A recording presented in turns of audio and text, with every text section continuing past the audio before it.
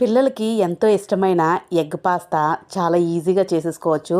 వాళ్ళు స్కూల్‌కి వెళ్ళేటప్పుడు ఎంతో ఫాస్ట్‌గా 10 నిమిషాల్లోనే అయిపోయే ఈ టేస్టీ పాస్తా ఎలా చేసుకోవాలో ఇప్పుడైతే వీడియోలో అయితే చూసేయండి.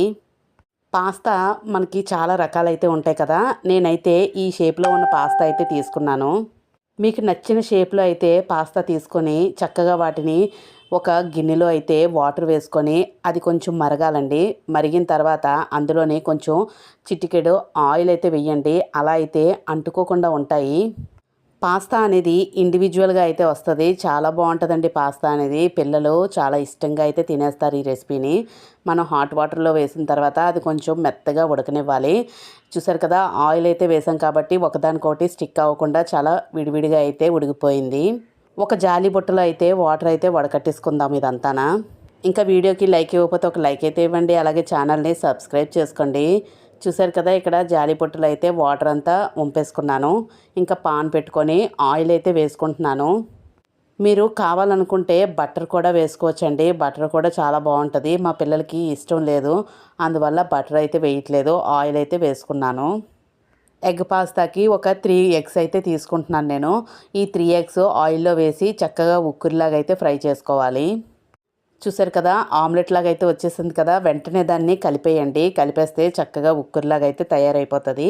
మీకు పెద్ద పీసెస్‌లా కావాలి అనుకుంటే ఎక్కువ స్క్రాంబుల్ ఎక్కువగా చేయొద్దు.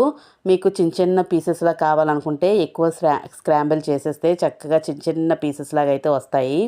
ఇప్పుడు ఈ ఉక్కుల్లోని టేస్ట్‌కి సరిపడినంత కొంచెం సాల్ట్ అయితే వేసుకొని కొంచెం బాగా కలిపేసుకుందాము. అలా కలుపుకున్న తర్వాత మనం ఉడకబెట్టి పక్కన ఉంచుకున్న పాస్తానైతే వేసేసుకుందాము.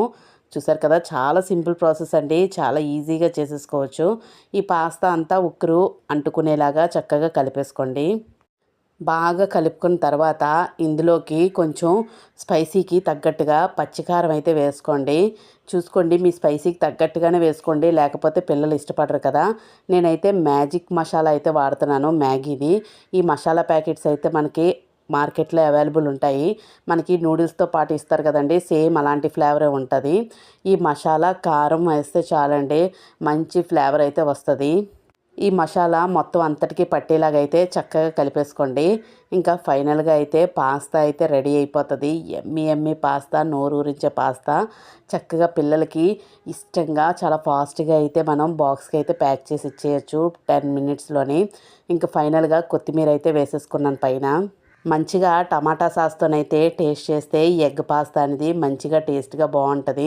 మీరు కూడా తప్పకుండా ట్రై చేసి మీకు ఎలాగొచ్చిందా అండి కామెంట్ సెక్షన్‌లో అయితే పెట్టండి.